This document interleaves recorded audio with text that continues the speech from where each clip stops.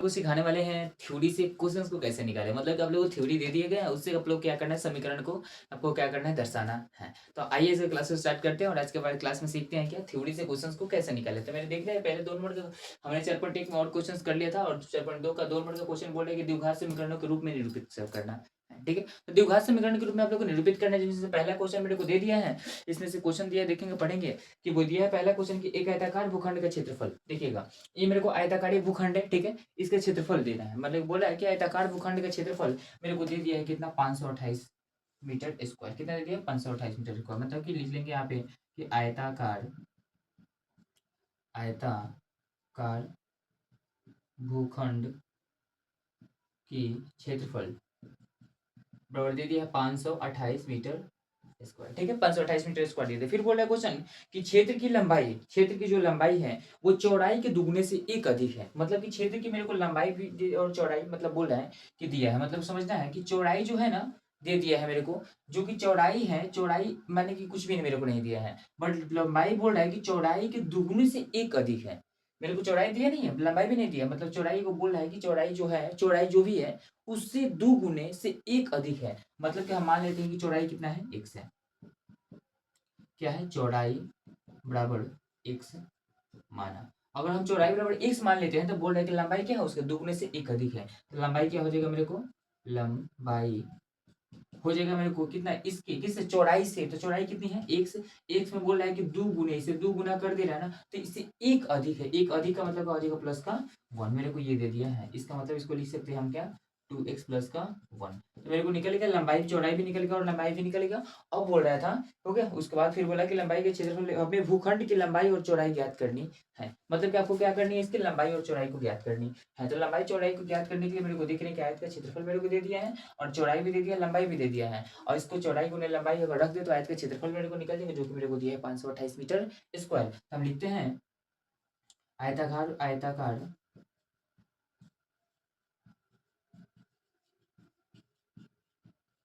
भूखंड का क्षेत्रफल बराबर 528, मतलब कि 528 मीटर स्क्वायर। तो मेरे को आयताकार भूखंड का क्षेत्रफल कितना हो जाएगा, लंबाई गुने का चौड़ाई, जो कि मेरे को कितना दे रखा है, आपको दे रखा है 528 और लंबाई कितना दिया है मेरे को, लंबाई दे दिया है मेरे को कितना, तो 2x प्लस का 1। ओके, और ये चौड़ाई कितना दे दिया है मेरे को, x। और बीच में बराबर में कितना दे दिया मेरे को, 500 का 28। ओके, अब क्या करते हैं, इसको क्रिया करते हैं। तो 2x में करेंगे, कितने 2x में x से करेंगे तो कितना हो जाएगा, 2x स्क्वायर प्लस का प्लस। ओके, और फिर 1 में x से करेंगे तो कितना हो जाएगा, x बराबर का कितना हो जाएगा, 528। ठीक है, अब क्या करेंगे, इसको इधर कर देंगे। तो 2x स्क्वायर प्लस का x, इधर प्लस में है तो इधर आएगा तो माइनस का 528। ओके, बराबर क्या हो जाएगा, 0। ये मेरे को क्वेश्चन हो गया पहले वाला। ठीक है, अब मेरे को दिया था, मेरे को देखिए एक बार क्वेश्चन फिर से समझाते हैं। देखिए तो मेरे को आयताकार एक भूखंड दे रखा था, जिसकी मेरे को चौड़ाई दे रखी नहीं थी ना लंबाई दे रखी थी। मेरे को क्या दिया था, जिसका क्षेत्रफल दे दिया था, बल्कि भूखंड का मेरे को क्षेत्रफल दे दिया, कितना दे दिया था, तो 528 मीटर स्क्वायर दे दिया था। उसके बाद फिर बोला मेरे को कि जो चौड़ाई है ना, जितनी भी चौड़ाई, मेरे को तो नहीं पता चौड़ाई कितनी है, बट इसने बोला कि चौड़ाई जो भी है ना उससे मेरे को कितना, लंबाई जो है ना उसके 2 गुने से एक अधिक है। तो हमने क्या कर दिया, चौड़ाई में 2 से गुना कर दिया। हमने क्या कर दिया, तो चौड़ाई में क्या किया, 2 से गुना कर दिया और उसे क्या कर दिया, 2 को क्या प्लस 1 को क्या कर दिया, हमने अधिक कर दिया। और उसके बाद मेरे को चौड़ाई भी पता चलेगा, लंबाई भी पता चलेगा। मेरे को एग्जैक्ट ज्ञात करना था, तो हमने क्या कर दिया, चौड़ाई और लंबाई को अपने ये रख दिया, तो मेरे को आ गया ये मेरे को समीकरण तैयार हो गया। ठीक है, ताकि कोई क्वेश्चन को समझ गया होंगे। चलिए सेकंड नंबर क्वेश्चन को देखते हैं। अब सेकंड नंबर क्वेश्चन को देखेंगे तो इसमें सेकंड नंबर देखते हैं क्वेश्चन क्या कर रहा है। तो सेकंड नंबर में क्वेश्चन कर रहा है कि दो क्रमागत धनात्मक पूर्णांकों का गुणनफल 306 है। मतलब कि जब भी आप लोग को क्रमागत धनात्मक पूर्णांक का नाम लेना, तो पहले आप लोग क्या करना है, तो चलिए 2 नंबर के देखते हैं इसमें। जब भी आप लोग को बोले कि दो क्रमागत धनात्मक पूर्णांकों पूर्णांक का युगफल या फिर सॉरी गुणनफल जो भी है समथिंग, तो मेरे को देखना है क्या करेंगे। तो पहली धनात्मक पूर्णांक बराबर पहली धनात्मक पूर्णांक बराबर x मानना। हम क्या मान लेंगे, x मान लेंगे। और फिर दूसरी बराबर क्या मानेंगे हम, दूसरी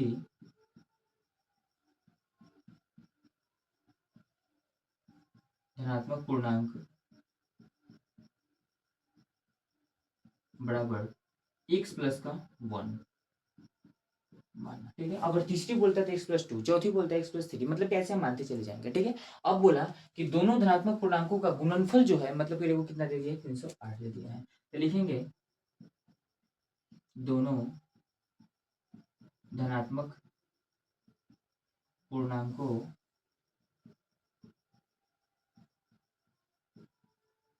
का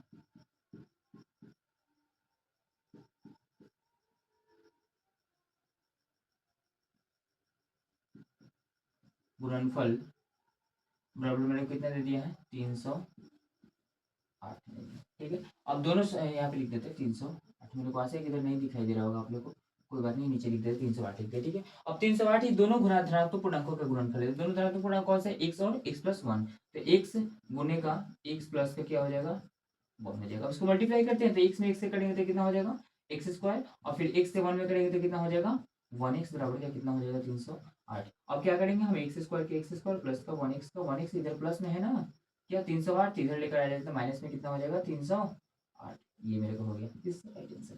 आई होप कि आप लोग इस क्वेश्चन को बढ़िया समझ गए होंगे। चलिए, तो आप लोग थ्योरी नंबर क्वेश्चन एक और है जो कि बताना चाहते हैं, वो है कि रोहन की माँ उससे 26 वर्ष बड़ी है। देखिएगा थ्योरी नंबर इसका क्वेश्चन कर है 2 का 3 बोल रहा है क्वेश्चन, कि रोहन है, ठीक है, उसकी माँ है ना जो उससे 26 वर्ष बड़ी है, ठीक है। हमने मान लिया 24 वर्ष बड़ी है, उसकी आयु का गुणनफल अब 3 वर्ष पश्चात, मतलब कि 3 वर्ष पश्चात, दोनों में 3 वर्ष जोड़ देंगे। अगर मैं रोहन की जो भी आयु है उसमें भी 3 वर्ष ऐड कर देंगे, और उसकी माँ की जो मेरे को आयु निकली उसमें भी 3 वर्ष ऐड कर देंगे, ठीक है। उसके बाद फिर बोला कि उस दोनों का गुणनफल किसके बराबर है, तो मेरे को बराबर है 360 हो जाएगी। तो रोहन की वर्तमान आयु क्या होगी, आप लोग ये याद करना है। तो चलिए इसका इक्वेशन हम बनाते हैं, आप लोग थोड़ा सा इसको समझ, क्वेश्चन में हिंट देते हैं और आप लोग क्वेश्चन को फिर से बना लीजिएगा, ठीक है। तो 3 नंबर का क्वेश्चन मेरे को कह रहा था कि एक रोहन है जो उसकी माँ की उम्र है उससे 26 वर्ष ज्यादा है। तो मेरे को रोहन की उम्र पता है, कुछ भी नहीं दिया है ना, मेरे को कुछ भी नहीं पता है। तो जब कुछ नहीं पता तो हम क्या मान लेते हैं, x मान लेंगे। तो क्या करेंगे, हम देखेंगे रोहन की वर्तमान आयु बराबर x मान लेते हैं। क्या करते हैं आप लोग, इस क्वेश्चन को कर लिए बोलो तो इसको मिटाकर से भी समझा देते हैं, नहीं तो हिंट देते आप लोग ये भी बना लोगे, कोई दिक्कत नहीं है। रोहन की वर्तमान आयु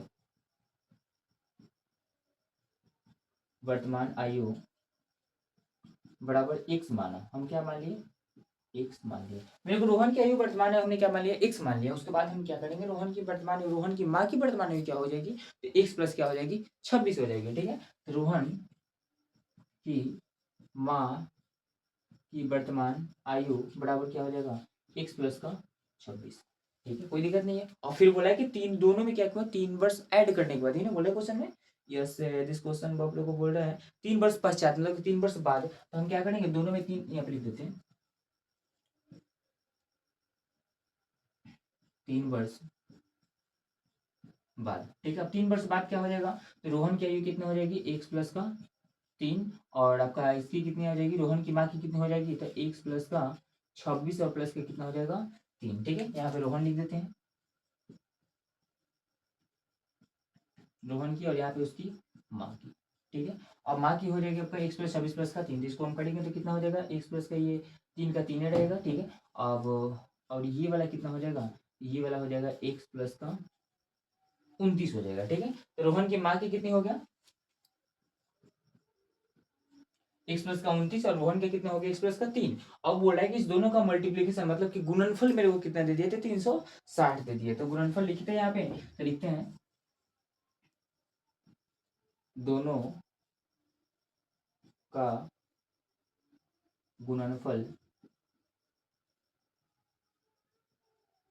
बराबर 360, ठीक है। आप लोग को दिखाई दे रहा है नीचे वाला,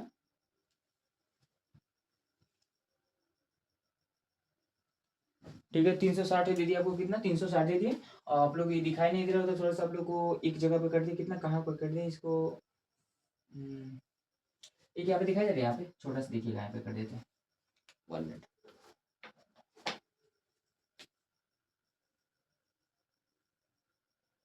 ठीक है, यहाँ पे कर देते हैं। तो आप लोग कितना इसका इसका दोनों का गुणनफल कर देना, तो क्या हो जाएगा, x प्लस का 3 इंटू का x प्लस का 29 बराबर 360, कितना हो गया मेरे को, तो 360 हो गया, ठीक है। अब आप लोग इसको मल्टीप्लाई करके और इसका इक्वेशन बनाकर आप लोग कमेंट बॉक्स में आंसर करेंगे, ठीक है। ठीक है, तो आई होप कि आप लोग का आज की क्लास बहुत अच्छा लगा होगा और इस प्रकार से क्लास और आप लोग का मैथ को एंजॉय करने के लिए, एंजॉय करके पढ़ने के लिए, फील करके मत करने के लिए मेरे चैनल के साथ जरूर जुड़िए और अगली क्लास का वेट करेंगे। अगली क्लास में आप लोग को फिर साथ मिल